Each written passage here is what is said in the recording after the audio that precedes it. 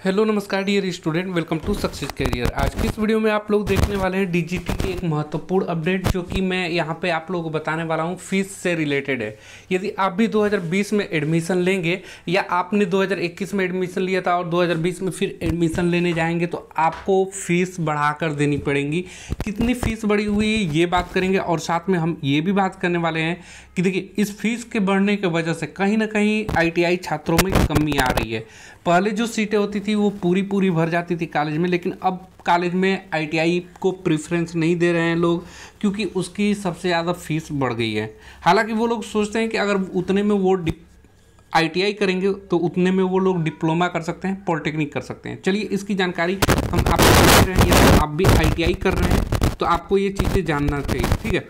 तो देखिए डीजीटी की एक अपडेट आया हुआ है जो कि मैं यहाँ पे डिस्कस करूँगा। यहाँ पे देखिए, nominative training fees chargeable by private ITI. हालांकि ये प्राइवेट आईटीआई के लिए मैं बोल रहा हूँ, हालांकि आप लोग जानते हैं कि गवर्नमेंट आईटीआई में उतनी ज़्यादा फीस नहीं लगती, वो एक गरीब छात्र भी अपना फीस पेड कर सकता है, उतना लगता है। हालांकि प्राइवेट में ही फीस अधिक लगती है।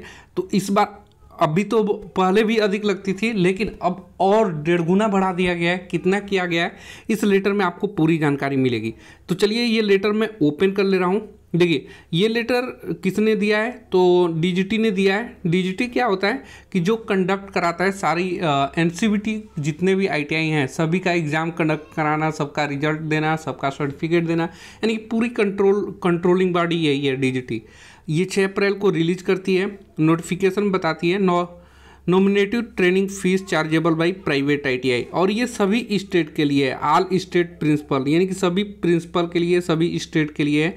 जिसमें बोला गया है, देखिए वो फीस मैं आप लोगों को दिखा देना चाहता हूँ।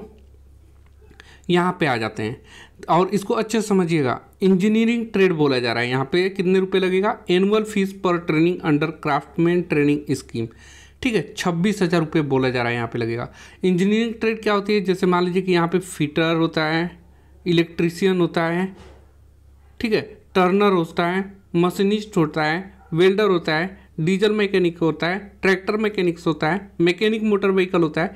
पहले इनकी फ़ीस कितनी लगती थी इन सभी ट्रेडों की, 2 साल की ट्रेड थी तो सालाना इनका 18,000 रुपये लगता था, ठीक है।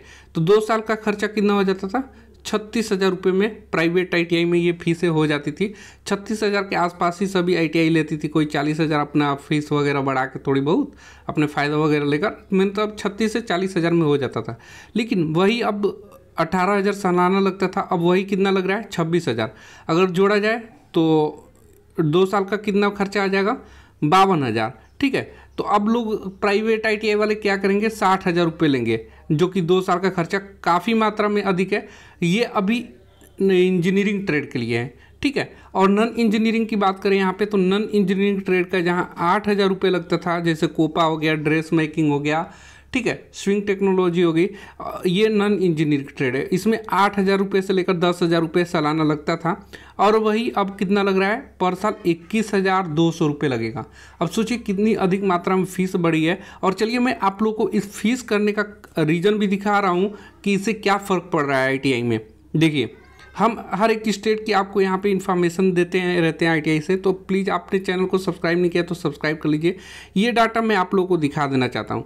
देखिए सबसे ज़्यादा एडमिशन जो लोग ले रहे हैं वो इलेक्ट्रीशियन में ले रहे हैं, फिर फिटर में लेते हैं, फिर कोपा में लेते हैं, ठीक है, उसके बाद वेल्डर में लेते हैं, उसके बाद मैकेनिक डीजल में लेते हैं, फिर इलेक्ट्रॉनिक्स मैकेनिक्स में, फिर मैकेनिक मोटर व्हीकल में, फिर वायरमैन में, फिर प्लम्बर में, फिर स्विंग टेक्नोलॉजी में। ऐसे ही मतलब डाटा चलती रहती हैं।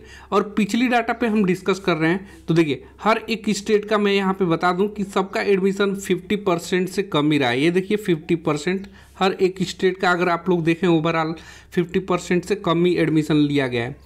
जैसे फुल यहाँ पे 100 सीटें अगर यूपी में था तो कितनी सीटें बढ़ी हैं, बस 50 से अधिक, यानी कि मान के चलिए कि देखिए 50% से थोड़ी अधिक है, तो यानी कि यहाँ पे कितनी सीटें भरा हुआ है, बस 60% के आसपास, यानी कि 40% सीटें पिछली बार खाली चल गई है। ऐसे ही अदर स्टेट के भी देख सकते हैं, बिहार में भी थोड़ा अधिक रहा है, लेकिन महाराष्ट्र में उससे भी कम रहा है, ठीक है।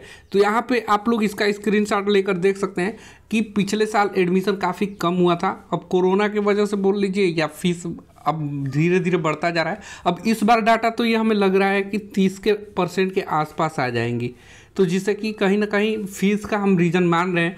आप भी अपना कमेंट बॉक्स में राय दीजिए कि आपका क्या राय है कि इस बार वैकेंसी कितनी भर रही है। आप ITI में एडमिशन ले रहे हैं या ले चुके हैं, तो आपको कितना फ़ीस इस बार देना पड़ेगा वो कमेंट बॉक्स में ज़रूर बताइएगा।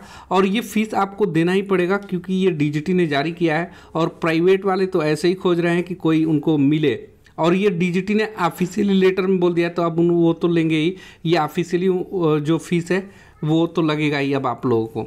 उम्मीद करता हूँ इसी तरह की ITI की सारी अपडेट इन्फॉर्मेशन पाने के लिए यदि चैनल को सब्सक्राइब नहीं किया है तो सब्सक्राइब कर लीजिएगा, और किसी तरह क्वेरी होगी तो आप कमेंट बॉक्स में पूछ सकते हैं। आपको कोई पर्सनल सुझाव सजेशन चाहिए तो आप मुझे इंस्टाग्राम पे मैसेज कर सकते हैं। और सारे PDF वगैरह पाने के लिए यदि आपने टेलीग्राम ग्रुप को ज्वाइन नहीं किया है तो लिंक मैं आपको डिस्क्रिप्शन बॉक्स में दे दूंगा। सारे PDF आपको वहीं पर अवेलेबल होते हैं, या आप PDF को सक्सेस करियर SUCCERER.co.in पर से आप PDF को डाउनलोड कर सकते हैं। तो आज के लिए वीडियो में इतना ही। Thanks for watching this video guys. मिलेंगे नेक्स्ट अपडेट में, तब तक के लिए बाय।